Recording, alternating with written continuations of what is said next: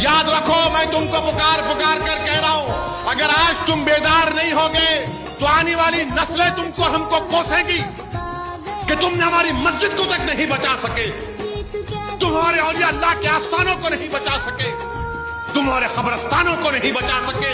जो हमारे बुजुर्ग उस कब्रस्तान में आराम करे, तुमने उनको भी बर्बाद कर दिया। उठो भारत के मुसलमानों, ये वक्त उठने का है। मैं बार बार तुमसे कह रहा हूं, तुम अगर मुझसे नफरत करे तो करो मुझसे नफरत, दिल खोल के करो, मगर ये तो सबका मसला है ना मेरे भाई।